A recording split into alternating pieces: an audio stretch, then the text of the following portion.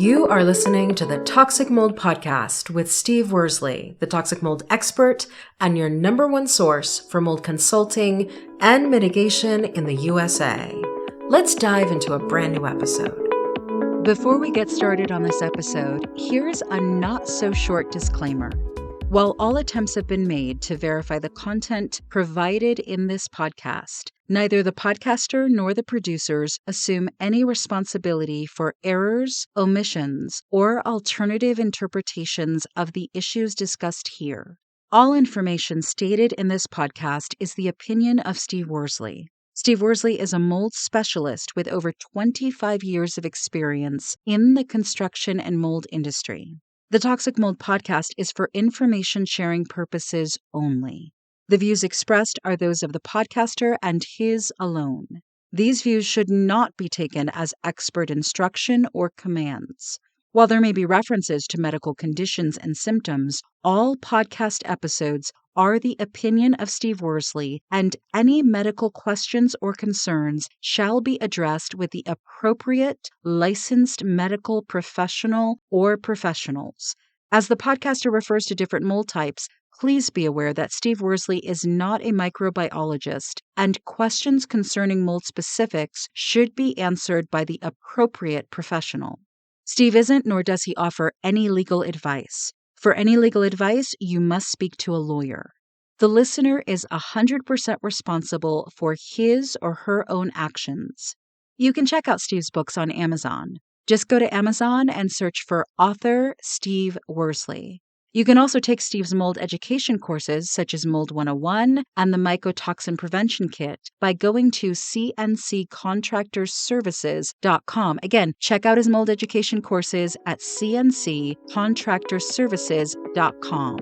Now, let's get to the episode. Hello, you're listening to the Toxic Mold Podcast with myself, Steve Worsley, and we have my wife, Cassandra. We got my birthday behind me, so we don't have to worry about that anymore. Well, it's still your birthday month, though. Yeah. All month long. As our listeners know, your birthday month is January, and we talk about it all month. We don't need to with my birthday. I'll celebrate it for you. It's okay. I don't make a big deal out of it. But anyhow, I hope everybody's doing well. It's 4th of July is behind us. It's been warm, so that's what you're going to get in July. Today's topic is another interesting one. I say this every week, but it's top toxic mold questions I get from clients. When you hear that, like, what comes to your mind? Mold sickness is the first thing that comes to my mind, because I think that's the thing that sparks people's interest in reaching out to you. Somebody in their household is sick. Yes. And, sometimes by the time they reach out, they've done medical mycotoxin testing, ERMI testing, EMA testing. Sometimes they've done nothing. Mm-hmm. But that is the number one question I get. Yeah. Which is, how do I know if mold is making me sick? And what's the answer to that? We don't. Not yet. We start diving deeper. Yeah.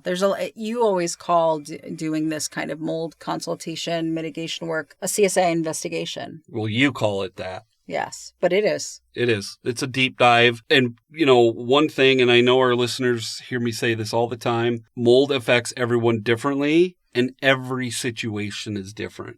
Every situation. Yeah. There's no, this is the same exact issues I had with my last client or a client a year ago. There's always something that's different. Mm-hmm. And the fact that mold affects everyone differently is something all of our listeners need to keep in mind. Exactly. Meaning, you might be sick, your husband might not be sick. You could be the husband, and your wife might not be sick. You could have only one child in the family that's sick. Just don't poo-poo away the person that thinks they're sick, because they're the only one. Correct. And figuring out why somebody is sick in the household, especially as it relates to mold, takes some deep investigation. Yeah, and it brings up something that you always bring up, and you need to journal everything. Yes. You have to journal everything. And when I've interviewed, Dr. Diane and Dr. Fox, they bring that up all the time. And it is important. And we have, in a lot of our digital products, courses, we have different worksheets for our listeners to do that. Even if you don't have those worksheets, use a notepad. I know you go through a ton of notepads. Yes. And it's almost back to school time. I'm going to buy some more 10-cent notepads. Yeah, because we don't have enough. For our listeners, Cassandra, she's always, every day writing stuff down and creating this and that and this chart and whatever. Yeah. And then on my iPhone, in notes, I'm always documenting stuff too. Yeah. This is where it's important to understand that there is a role that your mold expert plays, but hiring somebody to be your consultant doesn't absolve you from your role in all of this. And one of the things that only you can do is document everything that's going on. Yeah, and you mentioned your iPhone. I don't know. There's other brands of phones out there, but I'm pretty sure they all have a notes app. Like, there's no excuse why you can't do it. Correct. And a lot of the notes apps now, you can incorporate what you write in there, but you can put pictures in there. So, like, there's no reason for you not to take a picture of something you think is mold and write a little note, put the date on top. Like, it's easy to document now. Yeah. Even without a notebook. And for our listeners, you know, when they're wondering, they're like, so... okay, you mentioned journal things. What should they journal? Well, the important thing is a date. That's very important. So as an IEP, I can go, well, when did this start? Well, for most of our listeners, it's probably been going on for years, and that's fine. But just try to remember, like, you know, I remember before we moved here, I felt so much better. Well, if that was 5 years ago, just write, you know, feel like I started experiencing symptoms at whatever point.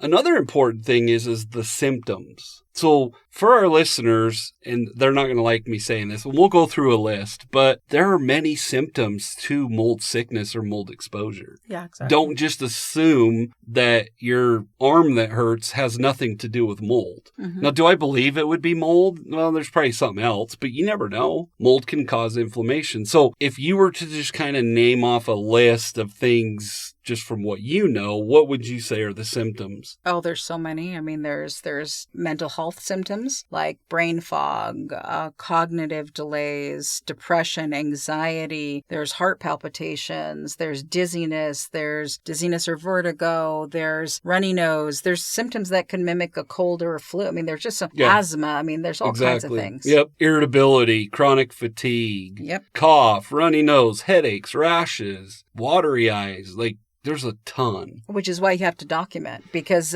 you might go to a doctor who is not mold literate and they'll just poo-poo your symptoms away as a cold or a flu, or there's a bug going around, or it's a virus. And unless and until you bring to the table, and even then you may still have issues with, here's the date, here's the time, this is what I was exposed to in this room. Every time I go into this room, I feel like this, and even then it may not get you very far with the doctor who is mold literate. Well, and Dr. Diane, she brought up a really good point. I can't remember if it was the last time I interviewed her or the first time. She said the reason she has her clients write down a list of symptoms is so after they've started their treatment, they naturally will just say, yeah, I don't feel any different. And she'll say, okay, write down your symptoms and you know, or tell me your symptoms. And she'll write them down and she'll be like, well, you had 15 before, now you only have 10. Correct. That's a really good one. It's a good way for listeners to really just see, because as humans, like, we want to see that it's, you know, improving, not getting worse, or if it's getting worse. Correct. And I mean, we just gave a list of the, you know, how do I know if mold is making me sick symptoms that you can see or notice. But there are lots of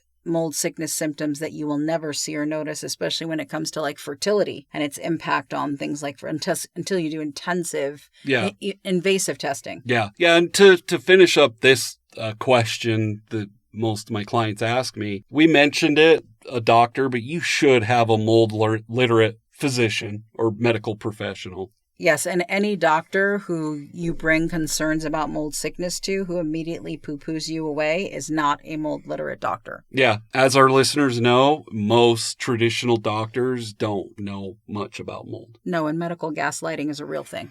Yeah, it happens quite often. So let's move on to the next question I always get. Can my spouse or my buddy do the mold remediation? We don't have a whole lot of money. We know we have a mold problem. Can they have their buddy do the remediation? Answer is it depends.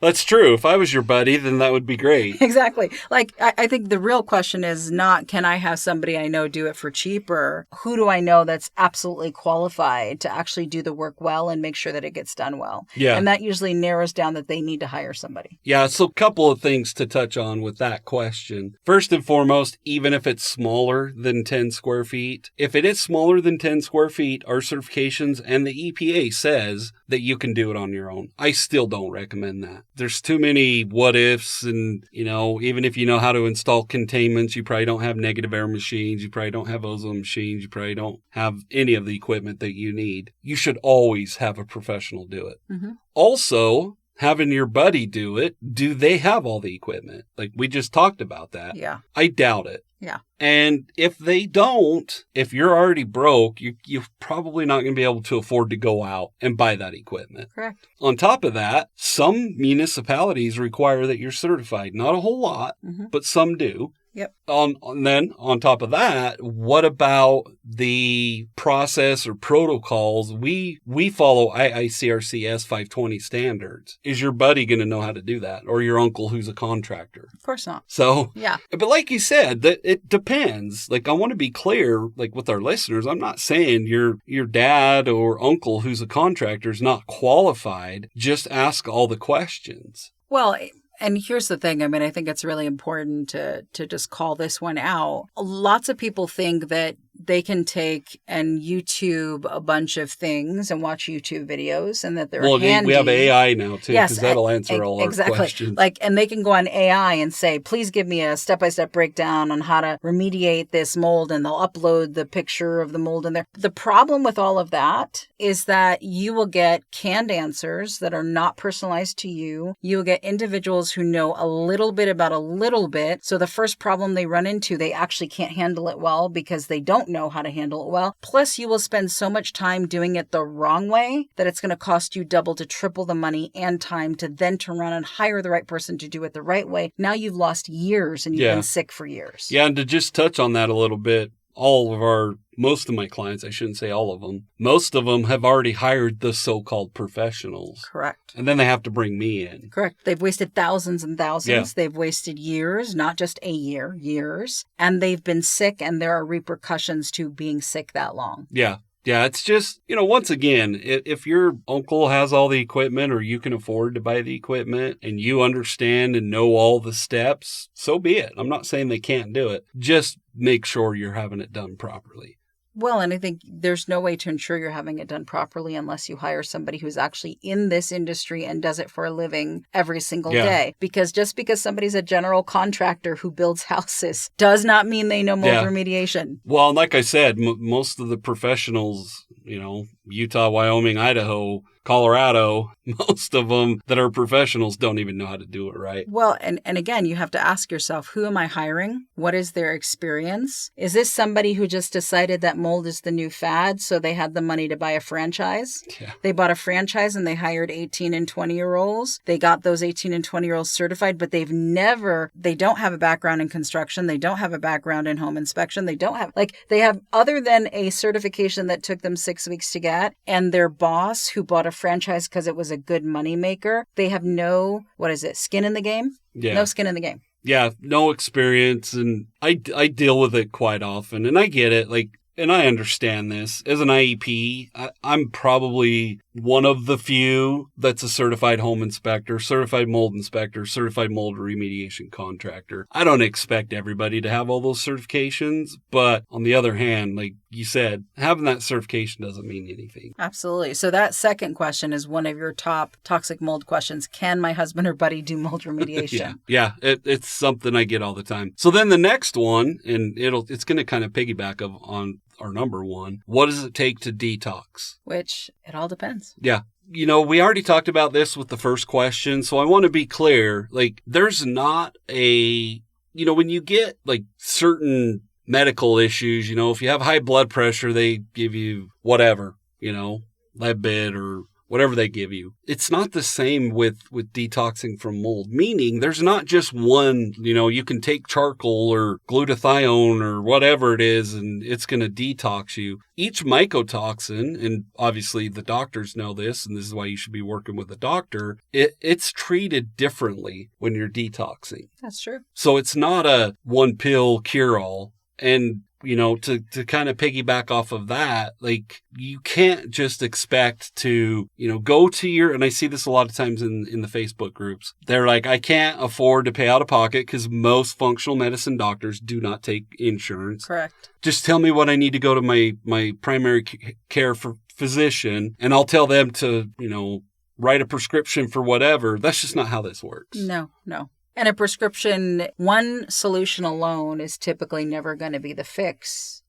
Not to detoxing, not to mold remediation, not to anything. It is a holistic, comprehensive approach to wellness, which is going to require a number of people to be on your mold support team and a number of interventions that you will have to do consistently for a long period of time to fully detox. Exactly. And it's, it's like losing weight or anything else in life. It's probably not going to be easy, but to kind of go over the general steps, obviously the first thing you've got to do is get a medical professional involved. Yes, who's mold literate and who you trust. Exactly. Then you have to remove yourself from the moldy environment. Yeah, you will not heal in the same place that got you sick. Yeah, Dr. Fox says it all the time, when I've interviewed her. She's like, we can start with the detox process and see a little bit of improvement, but if you don't remove yourself or what you're being exposed to, you're never going to heal. Yep. And that also applies to the emotional side of this. Sometimes we get physically sick because there are emotional issues that need tending to. Yeah. So you also want to look at not just, let me get out of the moldy environment. What are some things I need to distance myself from in my life that are increasing my stress load, which then makes my immune system not respond as well to the toxic load? Yeah. And you've heard me say this quite often about some of my clients. And I'm like, yeah, mold's an issue, but there's way, way bigger issues. Yep. Bigger fish they got to fry. And I think that applies to most of us. So if you're looking to detox, do a full life detox. Don't just do one part of it. Yeah. In other words, if you have toxic people in your life, whether it's a spouse, a sibling, a parent, like that's part of the detox too. That's a good point you bring up because, as I said, like, yeah, you could take care of the mold issues, but if you're not taking care of the other issues, then you'll heal from mold sickness, but you're not going to be in a happy place. And you might not heal as fast because your immune system is compromised by the other issues that need detoxing. Exactly. So another point I want to bring up with the whole detox process is people usually will ask, and of course, our listeners know this is not my specialty. And I always say, talk to your mold literate physician or medical professional, but they say, how long does it take? I've had differing opinions from the doctors I've interviewed, but they say that you should, once you've removed yourself from the moldy environment, you should see improvement like right off the bat. Doesn't mean all your symptoms are going to go away, but within days, you should start seeing improvements. But as far as fully detoxing, once again, it's different for everyone. So I want our listeners to understand this isn't it's like a shoulder surgery. Yeah, you can go back to work in 6 weeks. That's not how detoxing from mold works. No, and detoxing from anything takes time, and it takes consistent effort, and it takes working with people who can help you monitor maybe what the tweaks are you need to make to your detox process to get a better result sooner. Exactly. So for those asking that question, like how long does it take? It all depends. It depends on the mycotoxins. It depends on the amount of exposure. Maybe it was a major exposure. Maybe it was an exposure you've dealt with your entire life. Maybe you grew up in a moldy home. Then you got married and moved into a moldy home. Like it's different for everyone. But you should see improvements fairly quickly. But on the other hand, it could take you a year, 2 years to fully detox. Yeah. And the other thing is it doesn't help if you don't believe that you can detox. Exactly. So your own belief in your ability to heal and your own belief that you will figure it out and find a way to detox is just as important as all the things you do to detox. Exactly. Okay. We covered a lot. So my call to action for our listeners is don't just make assumptions that mold's not making you sick. Maybe you think it's because you're going through a divorce or maybe because you have arguments and whatever. You think it's other life issues. Don't just assume it's not mold. Mm-hmm. And then get the right professionals involved, whether it's an IEP like myself, Dr. Fox, Dr. Diane, Heather, the health coach. Maybe there's NPs out there that are doing it. Like get involved with the right people. Absolutely. And we have courses. You can explain all that. We've got Mold 101. So if you are new to this mold experience and you're like, I really need to learn, the Mold 101 course is available. We've also got the mycotoxin prevention kit that is super important for you to understand. And again, this podcast is a source of education as well. If you haven't listened to the Dr. Diane podcast interviews or the Dr. Fox podcast interviews or the Heather the Health Coach, go back earlier in this podcast and listen to those. Yeah, and for our listeners, if you're wondering why I don't bring on guests all the time, people that have listened for a while know this. It's a lot of work to bring on a guest. And the post-production, the screen. I mean, obviously, when I bring on, Dr. Fox or Dr. Diane, they've been on before, so that's a little easier, but it takes me forever to post-produce it. So we purposefully don't bring on a whole lot of guests. And on the other hand, we're really careful too. Like we don't want this podcast to turn into it's just all promotional stuff. Well, and I think that's the other piece. We're very selective about the guests that we do bring on. And unless we feel confident about their approaches and what they are saying, they don't get on this podcast. Yeah. So if you're someone out there that wants to be on our podcast, just understand why, we don't take many guests, and it is what it is. Yeah. And please, if you're somebody who's a functional medicine doctor and you have a great approach to dealing with mold and you have success, a record of success, reach out to us. Yeah. info@cnccontractorservices.com. Exactly.